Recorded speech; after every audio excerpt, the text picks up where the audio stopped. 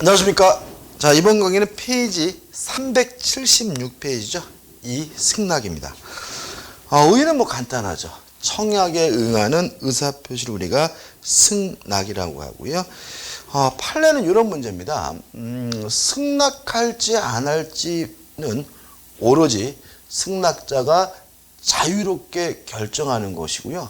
청약자 그것을 강제할 수는 없다. 이게 뭐죠? 판례 입장이니까 좀 기억해 두세요. 그죠? 따라서 뭐 청약을 하면서 매달 며칠까지 별말 없으면 승낙한 것을 간주하겠다라는 청약의 의사표시는 무효다. 그죠?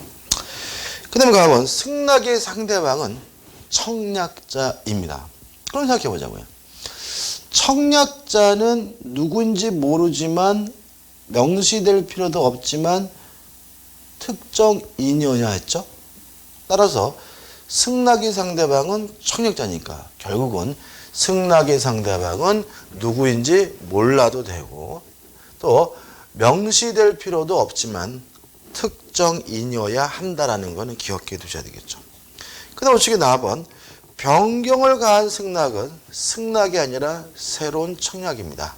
예를 들어서 1억에 살래라고 청약을 했더니 내가 8천만 원이면 살게 라는 말은 1억에 안 사겠다는 뜻이니까 거절이고요. 8천만 원에 팔라는 뜻이니까 새로운 청약이죠.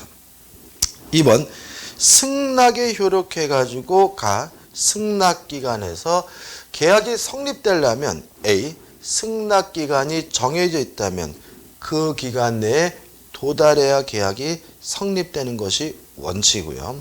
따라서 연착된 승낙도 승낙이 아니라 새로운 청약으로 보는 것이 원칙입니다. 넘겨보시면 B번 승낙기간을 정하지 않았다면 상당한 기간 내에 승낙을 해야 비로소 계약이 뭐가 돼요? 성립이 되겠죠. 자, 근데 문제는 이제 나번해가지고 승낙의 효력 발생 시기 해가지고 A에서 격지자 간의 계약의 성립 시기 해가지고 승낙을 발신한 때 계약이 성립되게 됩니다.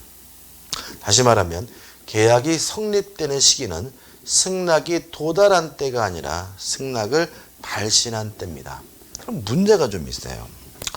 자, 지금 앞에서 우리가 승낙 기간이 정해져 있다면 승낙 기간 내에 도달을 해야 계약이 성립된다라는 말씀을 드렸고요.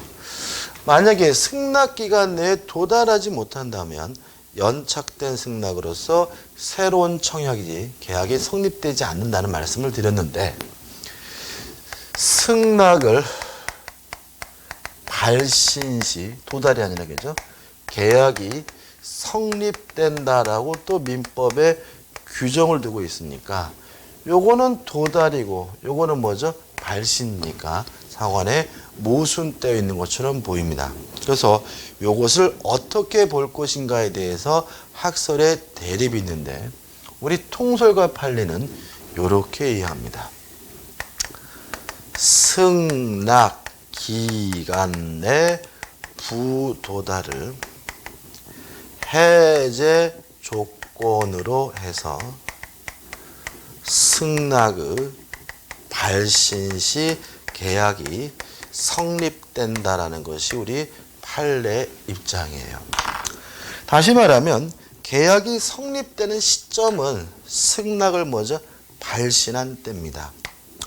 다만 성립했던 계약이 승낙 기간 내에 도달하지 못한다면 해제 조건이란 말은 효과가 없어져 버린다라고 이해하는 것이 뭐죠? 통설의 태도인 거죠. 복잡한가요? 그러면 이거를 뭐 기억해 주시면 좋긴 한데 좀 말이 좀 복잡한다고 한다면 따로따로 기억하셔도 상관은 없어요. 계약은 언제 성립합니까? 승낙을 발신한 때 계약이 성립됩니다.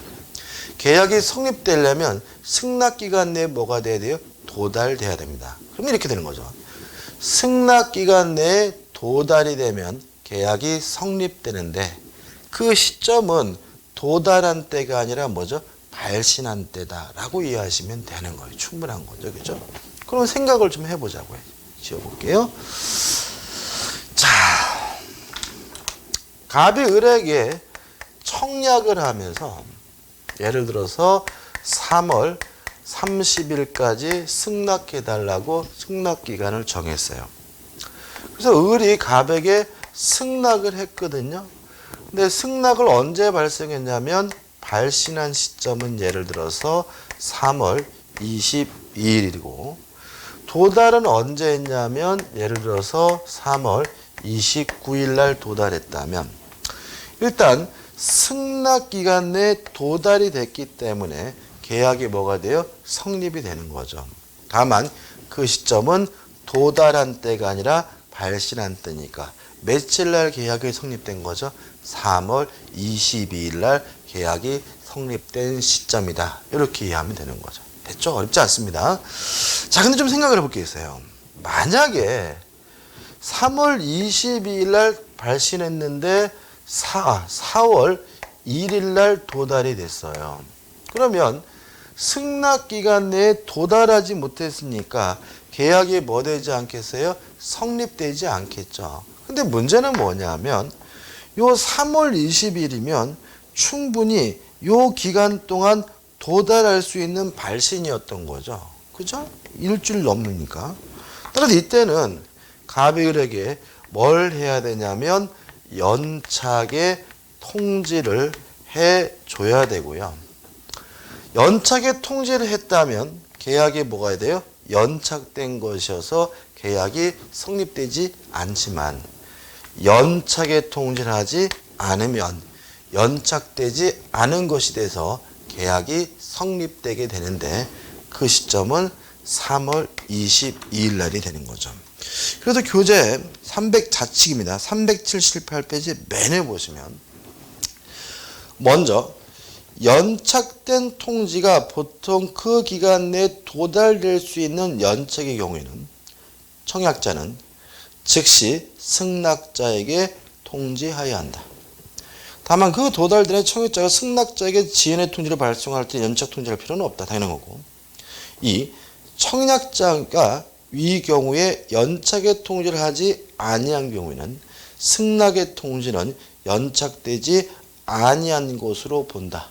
따라서 계약이 뭐가 돼요? 성립되게 되고요. 물론 성립되는 시기는 도달한 때가 아니라 발신한 때가 된다는 것까지 기억해 두시면 되겠죠. 근데 마지막으로 이 부분이 뭐 별로 어려운 건 없는데 은근히 좀 짜증나는 부분입니다. 왜냐하면 우리는 갑을병이 나와도 신경질 나는데 이렇게 날짜까지 나오면 굉장히 뭐죠? 짜증이 나거든요. 근데 문제는 뭐냐면 항상 물어보는 건 고정적인 거예요. 날짜가 나오면. 계약이 성립되는 시점은 언제냐거든요. 그래서 아무리 중간 과정이 복잡하고 길다 하더라도 계약이 성립되는 시점은 항상 언제인 거예요? 승낙을 발신한 때가 계약이 먼저 성립한 때니까 문제가 계약이 성립되는 시기는 물어보면 승낙을 발신한 때만 찾아내시면 문제를 아주 간편하게 끝낼 수 있는 부분이기도 하니까 잊지 마시기 바랍니다. 그 다음 우측에 계약의 경쟁 체결에서 나와 있는데 이거는 뭐 안 할 겁니다. 큰 의미 없고요. 내질 않는 부분이고 하나는 이제 그 밖에 방법에 의한 계약 성립에서 첫째 뭐가 나오죠? 교차 청약에 의한 계약 성립이 나오죠. 자, 이런 문제입니다. 똑같은 내용의 청약이 교차가 됐어요. 그럼 굳이 별도로 뭐 할 필요 없어요? 승낙할 필요가 없으니까 양 청약이 모두 도달되기만 하면 계약이 성립되게 되는데 이게 뭐죠? 교차 청약에 의한 계약 성립이 되고요. 그 다음에 넘기셔서 2번에서 의사실현에 의한 계약 성립이 나옵니다. 이거는 무슨 얘기냐면 꼭 승낙을 말로 해야 되느냐 문제인 거죠. 만약에 승낙한다고 말은 안 했지만 승낙으로 볼 수 있는 뭐가요? 행위가 있다면 그 행위가 있는 것만으로도 계약이 성립되게 되는데 이게 뭐죠? 의사실현에 의한 계약 성립이죠. 예를 들어서 저는 개인적으로 길거리에 파는 오뎅을 좋아하는데요. 지나가다 보니까 부산 오뎅을 팔아요. 그래서 제가 몇 개 집어 먹었죠. 가려고 했더니 아줌마가 저한테 아저씨 오뎅값 주셔야죠 하기를 내가 아줌마 저는 오뎅을 사겠다고 한 바가 없습니다 라고 말할 수는 없다는 거죠. 왜냐하면 제가 오뎅을 구입하겠다라는 말은 안 했지만 오뎅을 먹는 그 행위가 뭐예요? 승낙이라는 거죠. 따라서 오뎅을 먹는 순간 바로 계약이 성립되게 되는데 이게 뭐죠? 의사신원에 의한 계약 성립이고 조심할 것은 제가 오뎅을 먹는 순간 바로 계약이 성립되는 거고요. 아줌마가 그 사실을 알았나 몰랐나는 따질 필요가 없죠. 따라서 먹는 순간 계약이 성립되는 것이고 그 아줌마가 안 때가 아니라는 점만 주의하시면 됩니다. 끝이죠. 자, 우측에 보시면 대표 예제가 나와 있죠. 계약의 성립에 관한 다음 기술 중 틀린 것은 1번. 청약은 불특정 다수인에 대해서도 할 수 있지만 승낙은 특정의 청약자에 대하여 하여야 한다. 다시 말하면 청약의 상대방은 불특정 다수. 커피 자판기 생각하면 되겠죠. 승낙의 상대방은 특정한 청약자. 맞네요. 2번 청약의 승낙기간 내에 회답하지 않으면 계약이 체결된 것을 본다라는 내용의 조건이 붙어있는 경우에 상대방이 승낙기간 내 회답을 바라지 않아도 계약은 체결되지 않는다. 맞죠? 다시 말하면 승낙할지 안 할지 오로지 승낙자가 결정할 문제이고요. 청약자가 그것을 뭐 할 수는 없어요? 강제할 수는 없는 거죠. 따라서 승낙기간 내 회답하지 않으면 계약이 체결된 것을 하겠다는 것은 의미가 없는 거고 2번은 맞는 질문이네요. 3번 10만 원에 팔겠다는 A의 청약에 대해 B가 8만 원이면 사겠다고 했어요.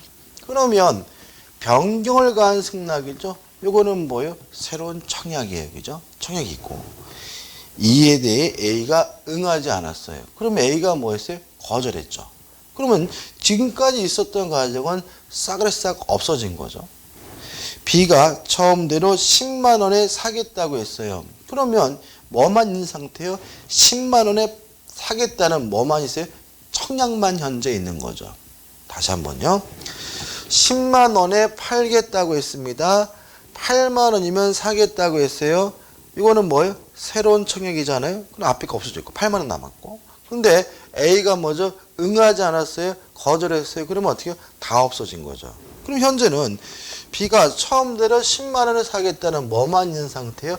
청약만 있는 상태니까 계약이 성립되지 않거든요. 근데 뭐라고 되어 있죠? 10만 원의 매매 계약이 체결된 것으로 된다. X고요. 답은 3번이 되는 거죠. 4번 서점에서 신간 서적을 보내오면 그 중에 필요한 책을 사기로 하고 보내온 책에 이름을 적었어요. 이름을 적는 순간 계약이 뭐죠? 성립되니까 그때 매매 계약이 성립한 것으로 본다. 맞는 질문이고요. 5번 연착된 승낙도 뭐가 되죠? 새로운 청약이죠. 따라서 연착된 승낙은 새로운 청약으로 봐 청약자는 이에 대하여 승낙함으로써 계약을 체결할 수 있다는 질문도 맞는 질문이 되겠죠. 답은 3번이 됩니다. 자, 넘겨보시면 이제 계약 체결상의 과실이 나옵니다. 자, 좀 정리를 좀 해봐야 되는데 일단 기억할 것은 많지는 않습니다. 계약이요 원시적 전부불능이에요. 원시적 전부불능이면 무효고 무효이기 때문에 이행할 필요가 없고 이행하지 않아도 책임지지 않는 것이 원칙이죠. 다만 원시적 전부불능에 대해서 계약 체결자가요 뻔히 알았거나 또는 알 수가 있었어요. 거기다가 만약에 상대방이 선의이고 무과실이라면 원시적 전부불능인데도 불구하고 체결자는 상대방에게 책임을 져야 되는데요. 이 책임을 계약 체결상의 과실 책임이라고 합니다. 내용은 이렇게 됩니다. 신뢰 이익을 배상합니다. 다만 아무리 크더라도 무엇보다는요 이행 이익보다는 클 수가 없습니다. 이게 민법의 내용이에요. 민법의 내용. 자, 근데 문제가 되는 것은 뭐냐면 교재 보시면 자책 하단의 적용 범위에 대해서 우리 학설은 좀 이거를 좀 확대하려고 합니다. 다른 부분에도 적용하려고 한다는 거죠. 그래서 가장 문제가 되는 것은 우측에 나와 있는 계약 체결 전입니다. 계약 체결 전 계약 교섭 단계에서 부당하게 일방적으로 그 교섭을 파기한 경우까지 우리 학설에 따른다면 계약 체결자의 과실 책임을 인정해야 된다는 것이 우리 학설의 태도입니다. 이유까지 말씀 안 드릴 거예요. 그렇지만 우리 판례는 안 그럽니다. 우리 판례는 원시적 전부 불능인 경우에만 계약 체결성의 과실 책임을 인정하려고 하고요. 특히 계약 체결 전 계약 교섭 단계에서 부당하게 파기한 경우는 계약 체결성의 과실 책임이 아니라 불법행위 책임을 인정하려고 하는 것이 우리 판례의 입장입니다. 다시 말하면 이 경우에는 불법행위를 원인으로 손해배상을 청구할 수가 있어요. 다만 주의하실 것은 그 손해배상의 범위는 똑같습니다. 실내이익을 배상하되 이행이익을 초과할 수 없다는 점에서는 같아요. 그러면 이제 우리가 수험들을 기억해야 될 것은 이렇게 기억하시면 돼요. 우리 판례만. 원시적 전부 불능인데 계약 체결자가 알았거나 알 수 있었고요. 상대방은 선이고 무과실이라면 책임을 져야 되는데 이 책임이 뭐죠? 계약 체결상의 과실 책임이고 내용은 실내이익을 배상하되 이행이익보다 넣을 수가 없다. 다시 말해 우리 판례는 원시적 전부 불능에 대해서만 계약 체결상의 과실 책임을 인정합니다. 따라서 계약 체결 전 계약 교섭 단계에서 부당하게 파기한 경우에는 우리 판례는 계약 체결상의 과실 책임이 아니라 불법 행위를 원인으로 손해배상을 청구할 수가 있는데 그 범위는 실내이익을 배상하되 이행이익을 넘지 못한다는 점은 같다까지 정확하게 기억해 두시면 되겠죠. 그런 내용이 나와 있으니까 한번 꼭 꼼꼼히 보시기 바라고요. 384페이지 오시면 대표 예제가 나오고 있습니다. 풀어보죠. 계약 체결성의 과실 책임에 관한 다음 규술 중 틀린 것은 1번 민법은 계약이 원시적 불능을 목적으로 하여 무효인 경우만을 규정하고 있다. 다시 말하면 우리 민법은 원시적 불능에 대해서만 규정하고 있으니까 맞죠. 2번 다수설은 학설이죠. 계약 교섭 시 주의 의무 위반으로 인한 생명, 신체 등 계약 외적 법익이 침해된 경우에도 계약 체결상 과실 책임을 인정하고 있다. 다시 말하면 우리 판례는 우리 학설은 다른 범위까지 그 범위를 확정하려고 있습니다. 3번 계약 체결상 과실 책임은 상대방의 실내이익의 배상을 그 내용으로 한다. 맞고요. 4번 계약이 원시적 불리한 사실을 모른 데 대하여 상대방에게 과실이 있는 경우는 계약 체결상 과실 책임이 인정되지 않는다. 맞아요. 왜냐하면 상대방은 뭐 해야 됩니까? 선이고 무과실이어야 되니까요. 5번 계약 교섭의 부당 파기의 경우에도 계약 체결상의 과실 책임을 인정해야 한다는 것이 대법원 판례 태도이다. X점. 계약 교섭의 부당 파기는 우리 판례는 불법 행위를 원인으로 손해배상을 청구해야 된다는 것이 판례 입장이기 때문에 답은 뭐죠? 5번이 되는 거죠. 끝입니다. 그 다음 우측에 보시면 이제 계약의 효력해가지고 쌍무계약의 효력이 나와요. 일단 첫 번째 개념인데 쌍무계약이 뭐죠? 쌍방 모두에게 채무가 발생하는 계약이 뭐죠? 쌍무계약이죠. 따라서 쌍방 모두에게 채무가 있어야 쌍무계약이 성립하게 되는데 이걸 우리가 성립상의 결론성이라고 하고요. 또 쌍방의 채무는 동시에 해야 되는 것이고 네가 안 하면 나도 못하겠다라고 거부할 수 있는데 이게 뭐예요? 이행상의 결론성이고요. 또 쌍방의 채무 중 하나라도 소멸하게 되면 다른 쪽의 채무도 소멸하게 되는데 이게 뭐죠? 존속상의 결론상이죠. 자, 여기까지가 뭐죠? 쌍무계약의 개념이고 뭐 의인 거죠. 그죠? 중요한 건 아니에요. 근데 문제는 뭐냐면 요 이행상의 결론성에서 뭐가 나오게 되냐면 동시이행 항변권이 나오게 되고요. 요 동시이행 항변권에 대해서는 시험 문제가 반드시 출제되는 부분입니다. 반드시 출제되는 부분이니까 반드시 뭐 해야 되겠어요? 맞춰줘야 되겠죠.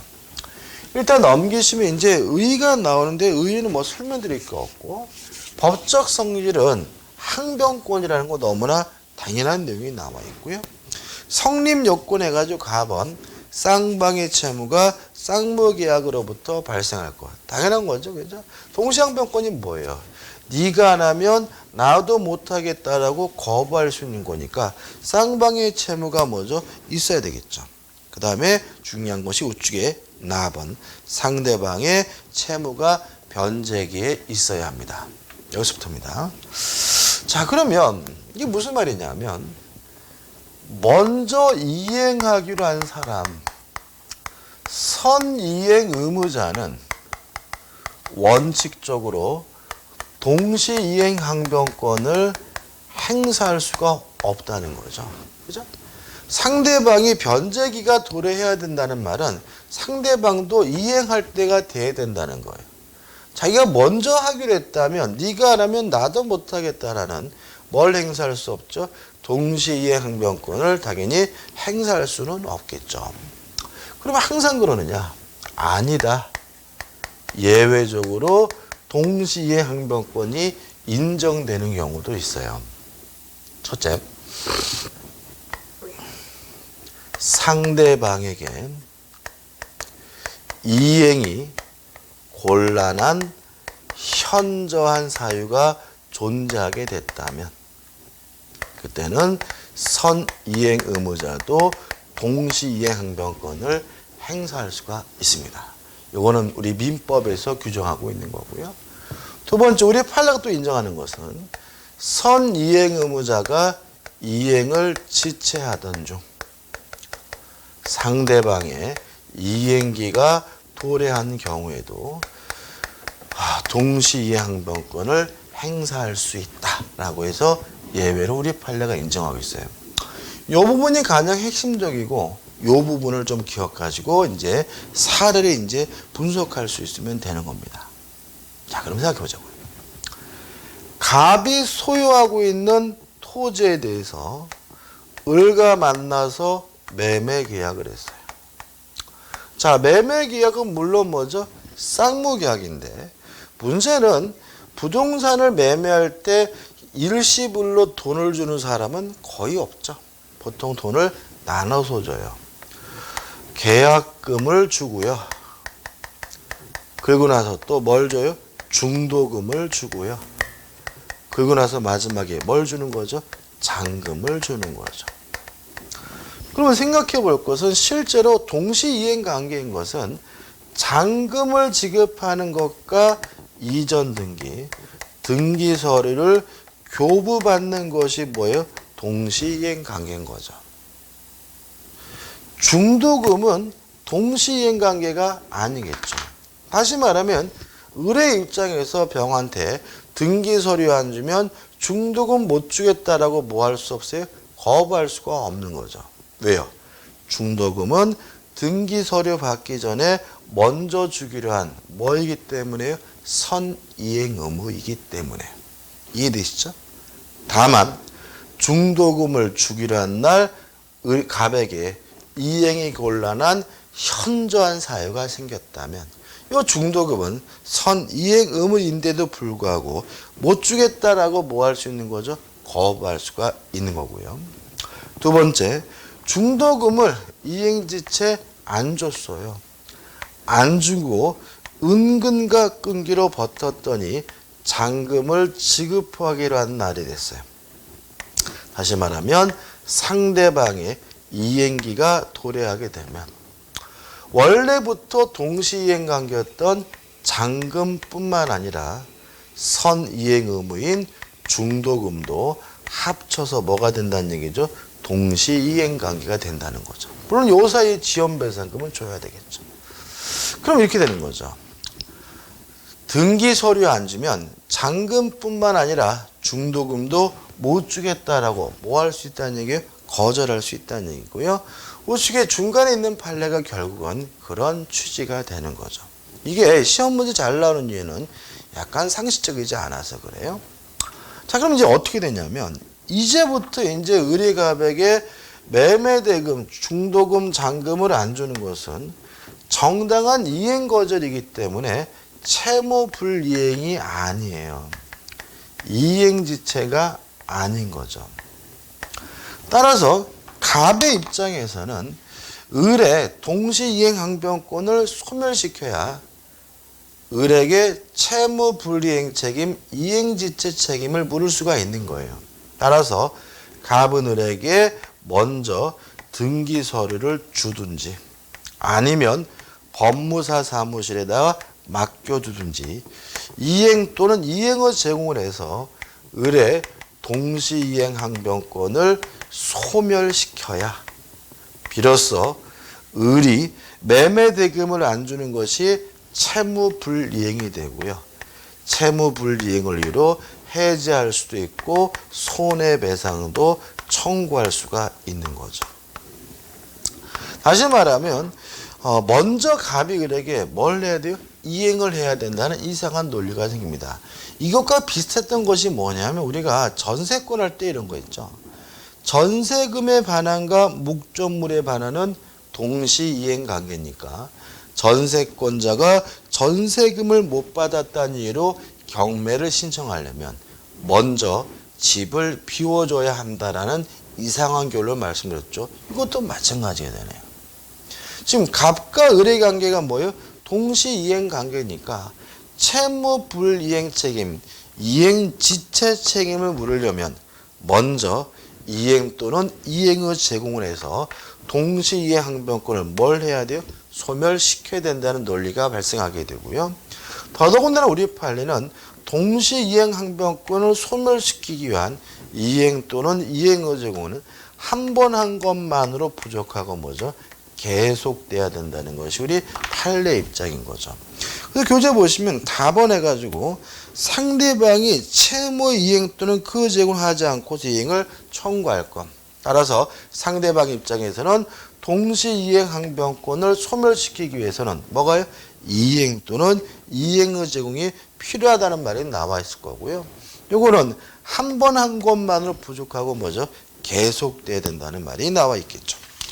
그 다음 넘겨보시면 이제 또 중요한 게, 그죠? 이 관계 꼭 확실하게 정리하셔야 되겠죠? 꼭 기억해 두시고. 그 다음 이제 동시이행항변권이 인정되는 경우가 나와 있는데 이건 좀 이따 보기로 하고, 우측에 하단에 보시면 무엇부터 나와요? 효력부터 나와요. 효력부터. 자, 동시이행항변권이 인정되면 더 이상 뭐가 아니에요? 이행지체 채무불이행이 아니에요. 그것이 뭐예요? 납원 본질적 효력이고. 넘기셔가지고 핵심 판례 나와 있고 답은 소송상의 효력이 나오는데 이건 어떤 문제냐면 재판에서 동시이행항변권이 문제가 됐다면 주장을 해야지만 법원이 뭐하게 돼요? 고려해 준다는 점. 그 다음에 동시이행항변권에 주장이 있다면 갑은 을에게 매매대금은 지급하고 을은 갑에게 매매대금은 지급하고 갑은 을에게 이전 등기는 해줘야 된다라고 판시할 테니까 일부 승소 판결 또는 상한 급부 판결, 이행 판결을 하게 된다는 것도 기억해 두시기 바랍니다. 여기까지 이제 끝난 거예요. 그죠? 근데 다시 앞으로 가서 이제 388페이지입니다. 자, 두 번째 정리해야 될 것은 이제 언제 동시이행항변권이 인정되는지를 정리를 해야 되는데요. 교재 보시면 좀 얘기가 많고 또 뭐죠? 판례도 많죠. 근데 이거를 좀 크게 기억하시는 게 좋을 것 같아요. 근데 항상 머릿속에 잊지 말 것은 뭐냐면 쌍무계약이죠. 매매나 교환이나 임대차 같은 쌍무계약에는 쌍방의 의무가 뭐죠? 동시이행 관계다. 따라서 쌍무계약이라는 걸 머릿속에 꼭 숙지하셔야 되고, 두 번째, 담보 책임도 동시이행 관계다라는 거 일단 기억해 두시고요. 그 다음에 세 번째인데 교재에 나와 있는 판례 얘들의 대부분은 뭐냐면 원상회복입니다. 어떤 이유든지 간에 원래 상태로 돌아가는 관계는 동시이행 관계다.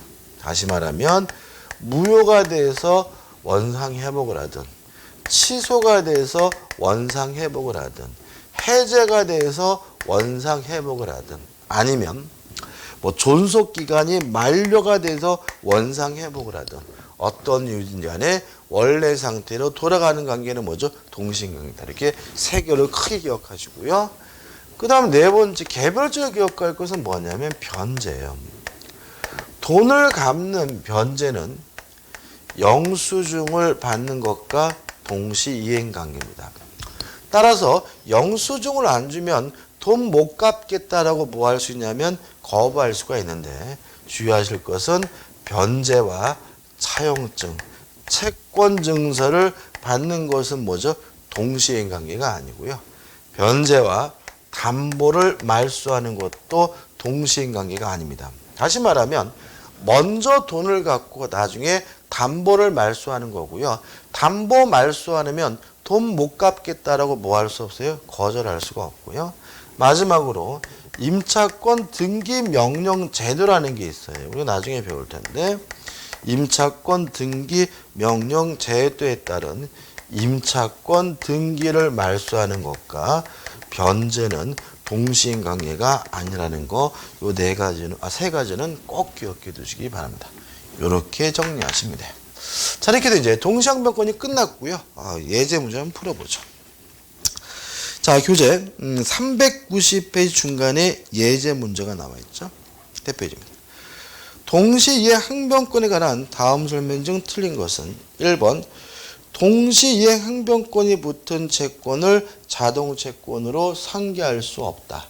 이거는 외우셔야 돼요. 그러니까 상계가 시험 범위가 아니기 때문에 복잡하니 그냥 외우시고 2번 동시이행 항변권은 경계에 의하여 소멸하지 않는다. 자, 동시이행 항변권을 소멸시키려면 뭘 해야 돼요? 이행 또는 이행의 제공을 해야죠. 경계가 이행인가요? 경계가 뭐였죠? 계약의 종류를 바꿔서 하는 이행. 경계도 뭐예요? 이행이죠. 다시 말하면 경계가 이루어졌다면 이행이 있으니까 동시항변권은 뭐가 돼야 돼요? 소멸이 돼야 되니까 답은 2번이죠. 3번 채권이 양도되더라도 동시항변권은 소멸하지 않습니다. 맞는 질문이고 4번 상대방의 채무는 원칙적으로 변제기 있어야 되죠. 그래서 원칙적으로 선이행 의무자는 동시항변권 행사할 수가 없고요. 5번 동시이행 항변권은 소멸시효의 진행에 영향을 미치지 않는다. 맞죠. 따라서 동시항변권이 있더라도 소멸시효는 정상적으로 진행되고 있는 거죠. 자, 이번 강의는 여기까지 하고요. 다음 강의 때 이어서 들어가도록 하겠습니다. 감사합니다.